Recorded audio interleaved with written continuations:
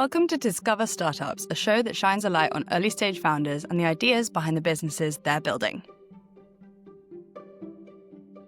I'm Georgie Brown, and on today's show, how Sophia Maslin turned a deeply personal tragedy into the spark for Morby, a startup reimagining how young people think about wills. For most of us in our 20s and 30s, wills feel distant. We assume they're expensive, hard to sort out, and not something we'll be needing anytime soon. But when Sophia's cousin died unexpectedly at just 35, leaving behind a fiancée and a young child with no will in place, they were left navigating heartbreak and legal limbo at the same time. Watching this unfold, Sophia switched her focus from the modelling industry to death tech, determined to tackle a system that isn't built for the way people live today. With Morby, she's making will writing simple, affordable, and accessible, giving a generation left out of the conversation the tools to plan for the future on their own terms. Sophia, thank you so much for joining me on the show. Thanks so much for having me. So for those that don't know you yet, who are you and what's Morby all about? So I'm Sophia. I'm from London and I am founder and CEO of Morby. What is Morby about? Morby is essentially an online estate platform for young people. So we've dropped our first product, which is an online will writing service. And that is essentially what it says in the box. You go online, you enter your information and what you want as your wishes, and then we create your will and we send it to you. Amazing. And I mentioned in the intro that your career has previously been in the modelling industry. It's been a really interesting career path so far. Could you maybe talk us through your background and how you moved from running a successful modelling agency to building in the death tech space? Yes, so I have a really, really mixed background, actually.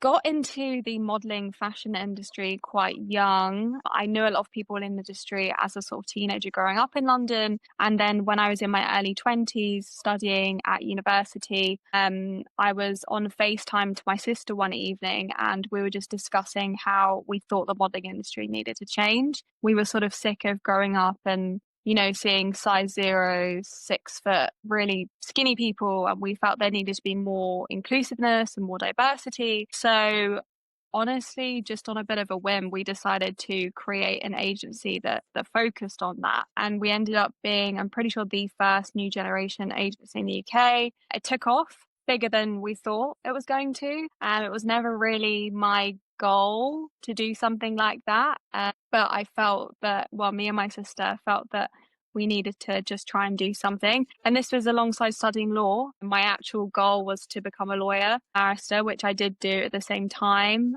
qualified as a barrister in 21. And then, as you said, went through a tragedy in 22 and then sort of pivoted to start Morby. Amazing. I mean, what an amazing career, and congratulations on getting your law degree whilst building a business at the same time. Building a business is hard enough, let alone getting a law degree. It's super impressive. And I think, obviously you went through a very personal tragedy to get here. And being in your late 20s to early 30s space, it's not something that I feel like lots of us are thinking about as wills. Is there any reason that you've kind of come across in developing this business that you think that people tend to avoid will writing altogether at this age? So when I started doing a deep dive into the industry, what was out there and sort of young people's takes on it, I did do quite a lot of research. I sent out like 1 million questions to as many people as I could find, and just sort of tried to assess what was stopping them. And actually, I thought the biggest response was going to be, actually, I don't want to talk about death, or I don't like to think about dying. But actually, I think COVID made it a bit more palatable in society, and COVID sort of allowed that conversation more. Yes, it was horrible, and yes, it was morbid, but it meant that younger people were speaking about death more so than before COVID. And so actually, from the surveys that I did, it wasn't that. It was more so that they didn't know where to start, and they found that the whole process was kind of overwhelming. They didn't really know who to go to or what to do. And that was sort of the overwhelming largest response that I received on that, which was really interesting. And so from then I started looking into what was out there for young people, what is online. There is a company called Farewell, and I think they were the biggest, still are the biggest in the UK right now. But their branding, their sort of positioning with everything felt very targeted at quite an old demographic. So you're looking at maybe at least 40s, 50s. And so the marketing channels that they use are, daytime TV, radio, which obviously fits that demographic and it works well for them. But it meant that there was nothing out there for young people. Like, no wonder 85% of 25 to 55-year-olds aren't doing their wills, because there is nothing out, well, there was before Morby, nothing out there for young people. But yeah, that was pretty much how I realized that, there was a problem, and that was actually the main reason. I think they were just, I like to use the analogy of, people, they don't want to sit down with a man in a grey suit for 2 hours and go through their assets and their beneficiaries. They don't even know what beneficiary is. So yeah, that's Amazing. And I guess for the young people that you do see taking out wills proactively, are there specific life events that you generally see prompt people to take out their first will? Yeah, so there's an interesting overlap with when people take a mortgage out, because legally your mortgage advisor should advise you that you need a will. And that's probably the most prominent one. But I do think people are more cognizant of the fact that they need a will around other life events. So, for example, when you have a child, when you get married, when someone in your family dies, for example. And so, yeah, there are definitely different life events that I think trigger that conversation. And I think, having prepared for this conversation that we're going to have today, what I've sort of come to understand is that most people aren't familiar with what happens if you do die without a will. I think the way that society is changing at the moment, there are obviously lots of young couples choosing to have children outside of marriage and choosing to have less traditional relationships where you're married and you're in your house together. Would you be able to talk us through what actually happened when your cousin passed away, and kind of what happened off the back of it that led to it being such a nightmare for his fiancée and your family? Yeah, of course. Right now we're referring to the rules of intestacy, which are essentially a bunch of rules that are quite rigid in nature, and they essentially tell you what would happen in a situation where you die without a will. As you said, a lot of younger people today, they actually aren't getting married. And so in that situation, and this was the situation with my cousin, albeit they were engaged, but they hadn't got married yet, is that in that situation where there is kids, the estate would fall directly to the children. It tends, if you're not married and you don't have children, it goes to your parents. If you have children but you're not married, it goes to your children. And so there are all these rules that people, don't really know about and don't understand, because they think, oh, well, I've been living with my partner now for 25 years. Of course it would go to them. And actually, no, that's not how it works. And so it's those rules that people need to be aware of. And, if they are aware of them and not happy with the government essentially deciding where their estate ends up, then they should get a will. And you just touched on the government side of things. So people that maybe don't have those dependents, if they were to die without a will, what does the government take in that situation, and why might that cause problems for their family? So, I mean, there are certain levels. So it depends on how much distant family you've got. The rules essentially say that it goes to your closest relative, depending on, how close they are. And there are all different ways they work that out. But essentially, if you're left with no relatives, then it actually goes back to the state. And that actually happens more than you would think. I don't have the figure off the top of my head, but there was a lot of money left to the state per year when I was looking at the research, which I thought was absolutely bizarre. There's a slogan that we use in our marketing, but I just trying to think and I couldn't remember it. It's something like, don't worry, or don't worry if you don't have a will, the government loves free money. But it's essentially just trying to say that, look, if you don't want the government deciding what's going to happen to their things, you've worked your whole life to build this estate, why are you just going to leave it to them?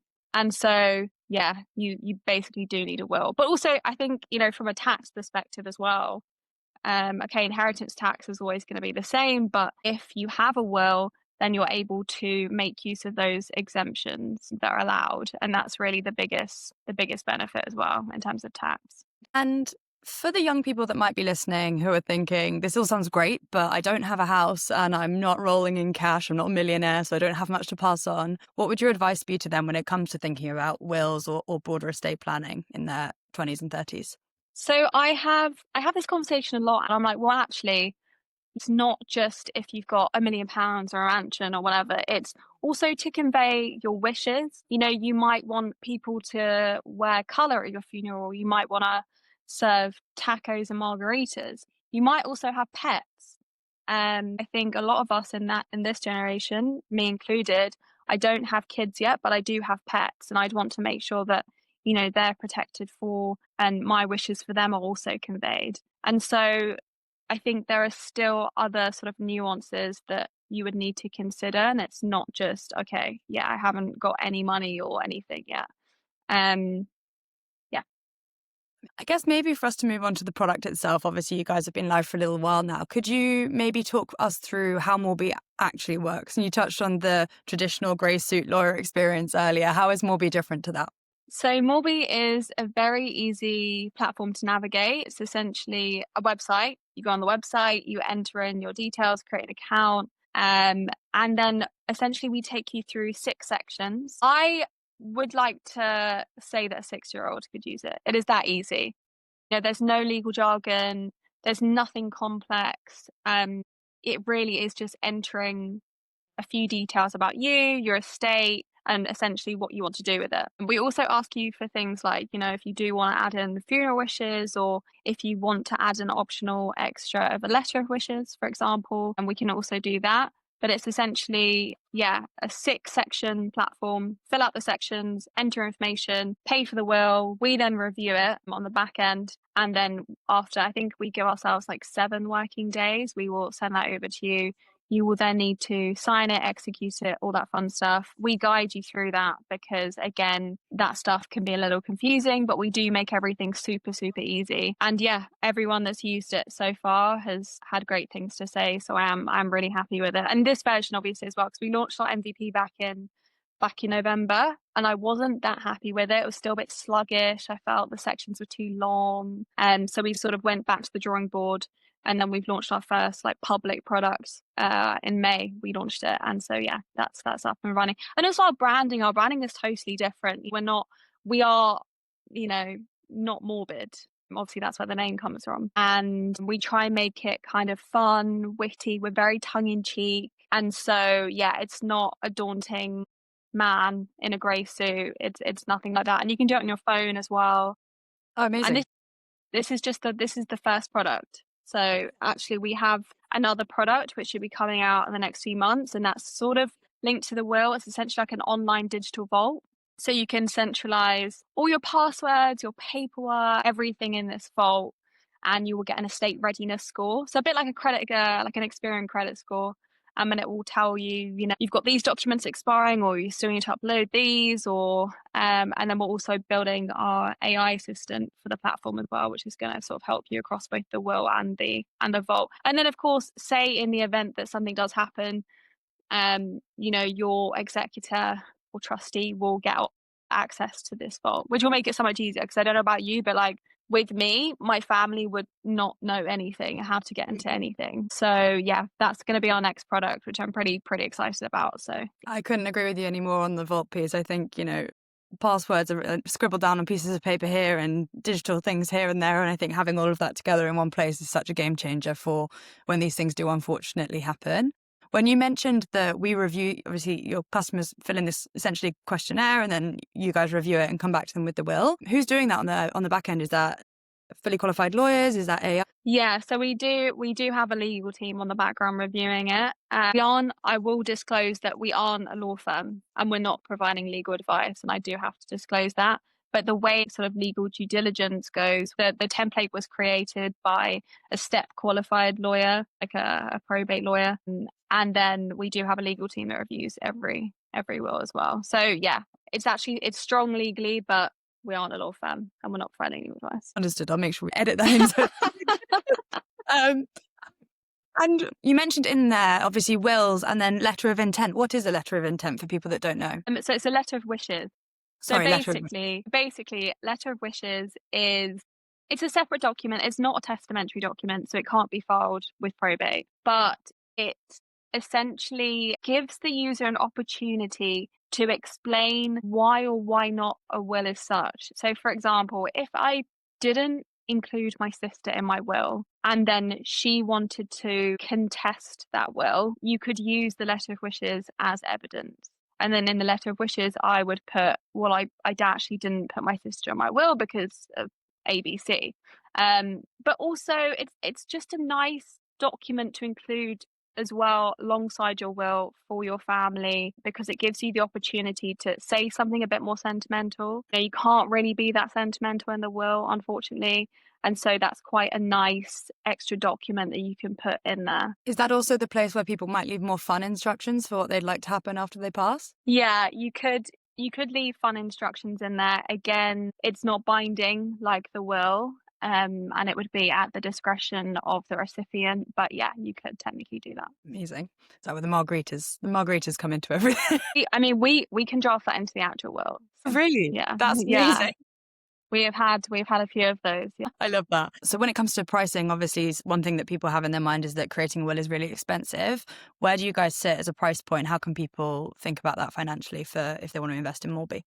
So we're very competitive. We are £80 for a single will. Wow. Then we have, yeah, really competitive. And that's purely, I mean, that's purely down to the system that we've managed to automate essentially. And we are £20 for letter of wishes, which is, as I said, an optional extra. And then we have this really cool service, which it's basically Morby Plus, where you can amend your will as many times as you need to, for £10 per year. So and we've That's actually had, yeah, and it's worked really well so far. So most people that have actually got a will with us have signed up to that service, because it obviously does give you that peace of mind. You know, if you do sell a house or you do get married or you do have kids, you've got that to sort of fall back on. Then you can just quickly log in, edit what you need to edit, and then again it's gone through the whole review process and you get a brand new will. And so yeah, a lot of people signed up to that actually, which I've been really happy about. fantastic. I mean, it sounds like an amazing feature. And as you say, like life is changing so much at the moment. So just to have that security for only £10 a year is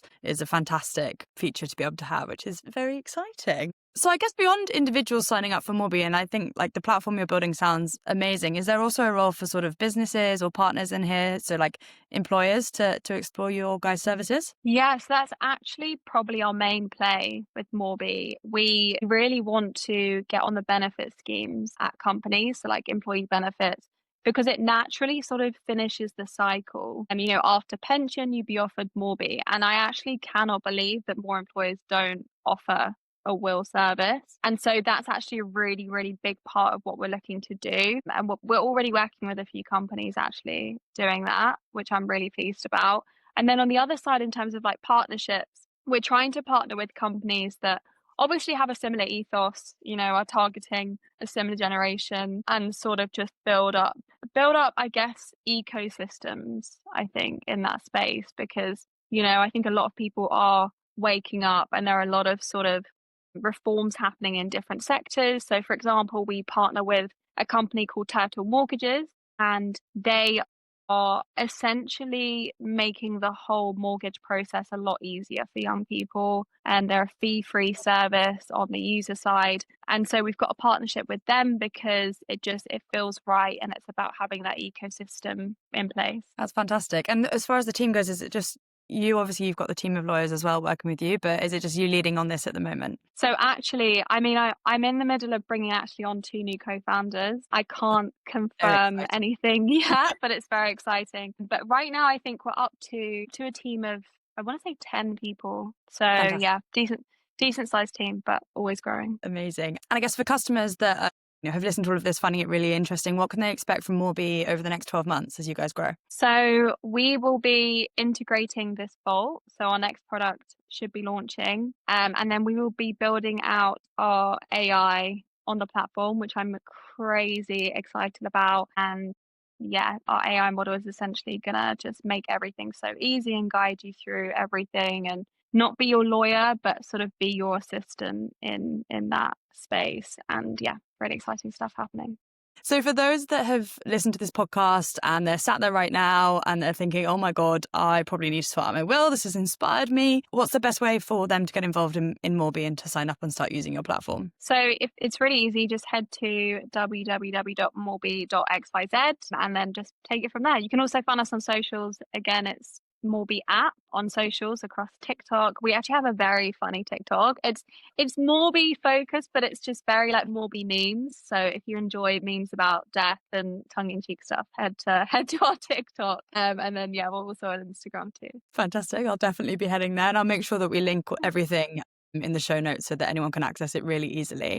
So finally, we like to shine a light on other startups at the end of each of these episodes because we believe that a rising tide lifts all ships. So is there another startup out there that you admire that you think that we should feature on the show, and why is that? Tell us about them. So I connected with someone called Camilla a few months ago on TikTok, and actually we're quite good friends now, but we connected because she's also another female founder startup, and she's created an app, which I think actually the new version just dropped today, which I'm super excited to use. It's called Hunter, so HNTR, and it essentially makes the whole home buying in the UK more transparent. It takes you through the steps that you need to do, which again I think is another sector in the UK which definitely needs, reform, and there definitely needs to be more transparency there. Because again, just like with a will, I wouldn't even know where to start. So yeah, I would definitely say Camilla at Hunter for sure. Well, I'll make sure to send her a message and check that all out. Thank you so much. I really appreciate you coming on the show and talking to us all about Morby. And I think if anyone listening has any questions, please drop them in the comments and we'll make sure we send them over to Sophia for her to answer at some point. Great. Thank you so much for having me on. No worries. It's been a pleasure. If you enjoyed this episode, then you can support the founder and what they're building by checking out the links in the show notes and following them on social media. You could also help them by sharing this episode with a friend that you think would find it interesting. And if you're liking what we're bringing you from Discover Startups, I'd love if you could take a second to subscribe to our channel and sign up to our newsletter. That way you'll be the first to know when a new episode drops. That's all for now, but I'll be back soon with another founder, another story, and another startup for you to discover. Have a great day.